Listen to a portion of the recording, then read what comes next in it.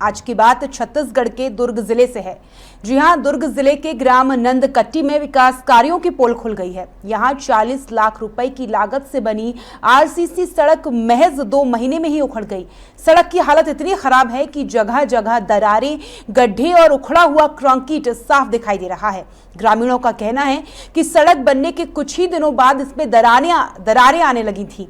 अब हालात ये हैं कि ना पैदल चलना आसान है और ना ही वाहन निकालना। खराब सड़क की वजह से दुकानदारों का कारोबार भी प्रभावित हुआ है, जिससे लोगों में खासी नाराजगी देखने को मिल रही है। देखिए हमारी ये खास रिपोर्ट। 40 लाख की सड़क 2 महीने में उखड़ी। नंदकट्टी में भ्रष्टाचार की सड़क बेनकाब। आरसीसी सड़क बनी मजाक। जनता परेशान। घटिया निर्माण। जांच के दिए गए आदेश पर रिपोर्ट भी गायब। विकास के नाम पर बड़ा खेल। कागजों में सड़कें, जमीन पर गड्ढे। छत्तीसगढ़ के दुर्ग जिले के ग्राम नंदकट्टी से ये तस्वीरें वाकई शर्मिंदा करने वाली हैं। नंदकट्टी की इस सड़क को 40 लाख रुपए में बनाया गया, लेकिन काम इतना घटिया कि ये सड़क 2 महीने भी नहीं टिक पाई। यही है वो सड़क जो कागजों में तो चमकदार है, लेकिन जमीन पर पूरी तरह जर्जर। सड़क निर्माण में लाखों रुपए खर्च होने का दावा है, लेकिन हालात ये हैं कि महज 2 महीने में सड़क गड्ढों और दरारों में तब्दील हो चुकी है। उखड़ा हुआ कंक्रीट इस निर्माण की तथाकथित गुणवत्ता की सच्चाई उजागर करता है। इस सड़क की वजह से ग्रामीण परेशान हैं, दुकानदारों का व्यापार ठप है और अधिकारी जवाब देने को तैयार नहीं। सुनिए क्या कुछ कहना है ग्रामीणों का। आप बताएंगे कि यहाँ पे रोड का निर्माण जो है कब हुआ था? दीपावली के पहले हुआ है जी। आप गुणवत्ता इसकी देख सकते हैं कि क्या हालत है इसकी? वो तो उखड़ रहा है अभी से जी। ये तो सबको दिख रहा है जी, मतलब ये ज्यादा से ज्यादा 2 ही महीने में ये उखड़ना जो है शुरू हो गया। इससे क्या तकलीफें हो रही है आप लोग? अब हम तो बहुत कम निकलते हैं, आधा घंटे के लिए आग बैठते हैं इधर जी। तो धूल खा के फिर चले जाते हैं घर। जी, तो आपके यहाँ सीसी रोड बना हुआ है और कहीं ना कहीं वो धाराशाही दिख रहा है, इसमें क्या कहना चाहें? उसमें गुणवत्ता की तो भारी कमी है उसमें, और लगता है कि भ्रष्टाचार खूब हुआ इसमें ऊपर से नीचे तक। इसका तो छानबीन होना चाहिए। वो तो जो कच्ची था उससे ज़्यादा धूल उड़ रहा है इसमें, तो ये परेशानी हो रहा है हम लोग को। ज़्यादा धूल आ रहा है दुकान में, तो इसका कार्रवाई होना चाहिए। कहीं ना कहीं जर्जर स्थिति में दिख रहा है, तो दिख ही रहा है भैया। तो इससे आप लोगों को क्या परेशानी? धूल मिट्टी और बढ़ गया भैया, एकदम ज्यादा, बहुत परेशान है इनसे। तो 2 महीने में जो है धाराशाही हो गई है, तो ये 1 साल में तो पूरा खत्म हो जाएगा पूरा से। दिख ही रहा है भैया उसका। इसमें प्रशासन से क्या मांग चाहते हैं? वापस बना दे भैया, डामरीकरण कर दो, इसमें धूल मिट्टी से निजात मिल रहा है। हमारे पास मौजूद ये सरकारी आदेश सिस्टम में फैले भ्रष्टाचार की तस्वीर साफ दिखाते हैं। 27 नवंबर 2025 को सड़क निर्माण की जांच के लिए 6 सदस्यीय जांच समिति का गठन किया गया। आदेश में साफ लिखा था कि 7 दिन के भीतर जांच रिपोर्ट पेश की जाएगी, लेकिन आज तक जांच रिपोर्ट सामने नहीं आई। यानी जांच भी आराम से और भ्रष्टाचार भी आराम से। मुख्यमंत्री समग्र विकास योजना के तहत 30 लाख का स्वीकृत हुआ था और 10 लाख का गौरव पथ का स्वीकृत हुआ था, जिसमें ग्राम पंचायत द्वारा पार्ट वाइज 3 पार्ट में 10,000 का, 10,000 का, 10,000 का, 3 पार्ट में 30,000 का और एक 10,000 का, जो ग्राम गौरव पथ के अंतर्गत है।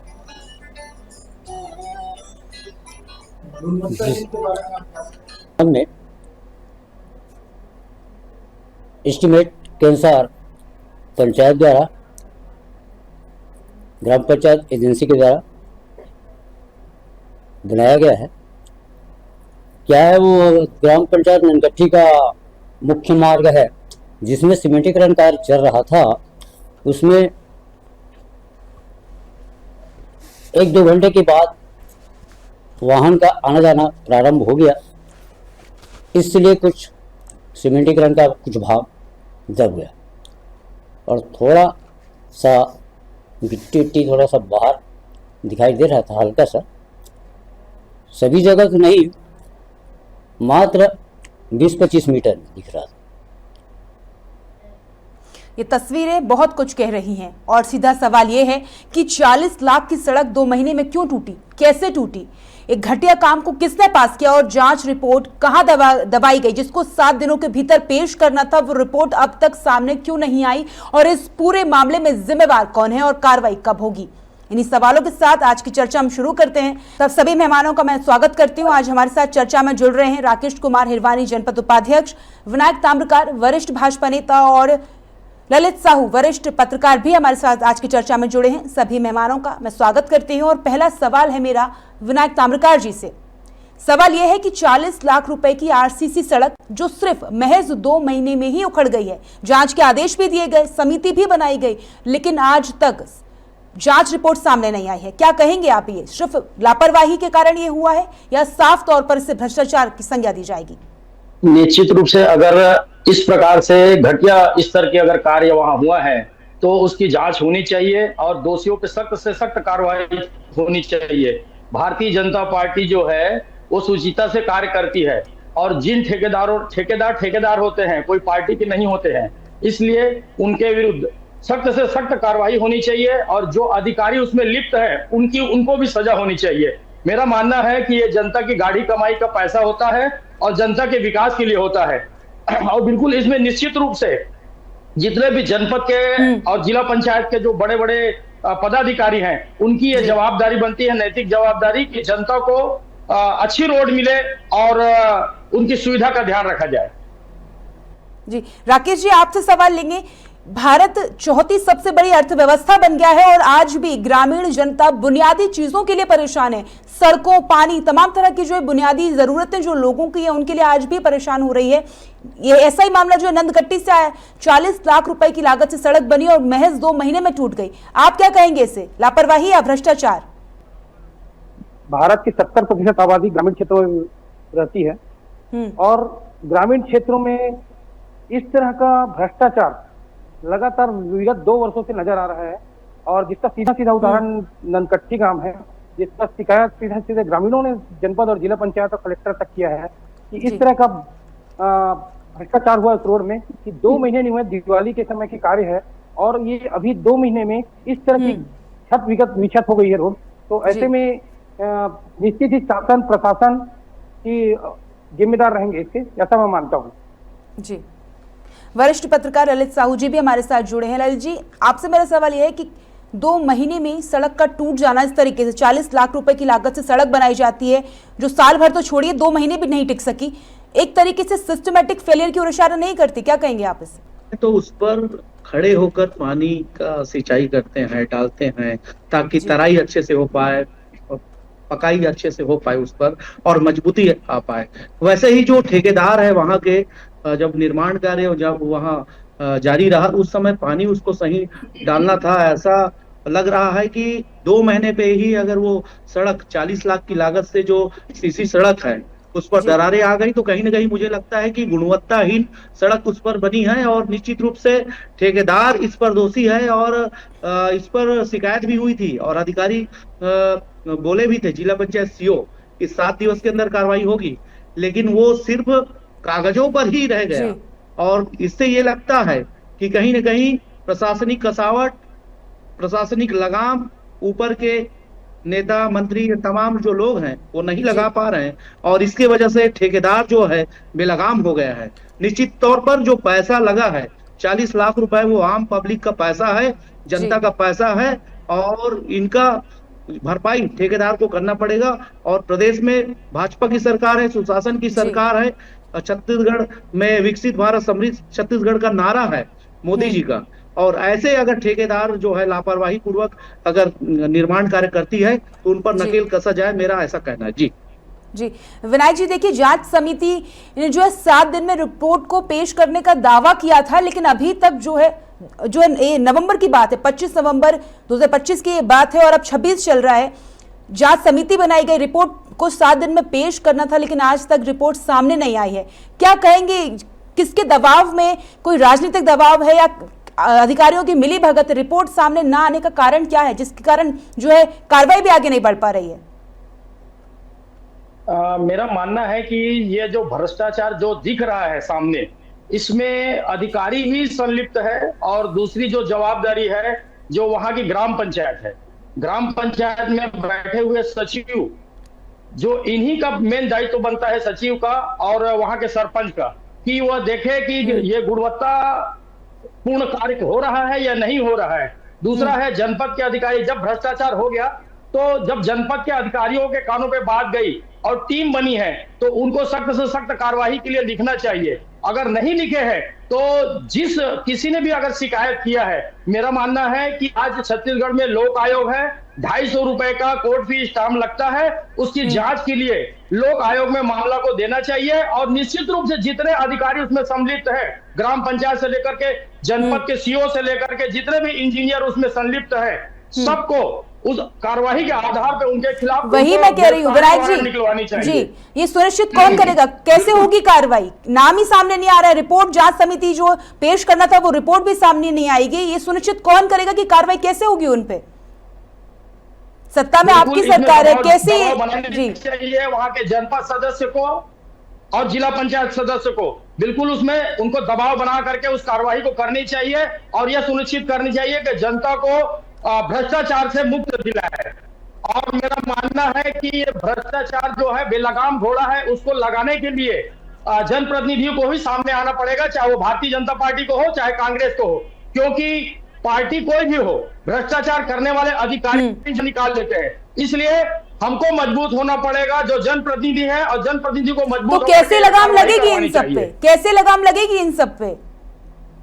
जांच समितियां तमाम तरह की बनाई जाती है, रिपोर्ट ही पेश नहीं की जाती है, जो तथ्य सामने आने चाहिए वही सामने नहीं आते। कैसे इस चीज सुनिश्चित होगी, कैसे इस पे कार्रवाई होगी? यही बड़ा सवाल है ना। अधिकारियों पे कार्रवाई तो होनी चाहिए, लेकिन क्यों नहीं हुई है कार्रवाई अभी तक? इसको सुनिश्चित कर मैडम हाँ धन्यवाद मैडम, इसको सुनिश्चित करने के लिए 10 रुपए की RTI लगा के पूरी जानकारी लेनी चाहिए। अगर कोई गलत जानकारी देता है तो उसकी भी कार्रवाई उसके ऊपर होगी और RTI में जानकारी लेकर के उस पूरे रिपोर्ट को लोक आयोग में लगाना चाहिए और लोक आयोग जो सुनिश्चित करेगा उससे हाई कोर्ट में मामला दर्ज हो जाता है। मैंने ऐसे ही कई लोगों को सजा दिलवाया है, आज नहीं मैं तो कम से कम 5-5, 6 अधिकारियों को सजा दिलवाया है, निलंबित करवाया है।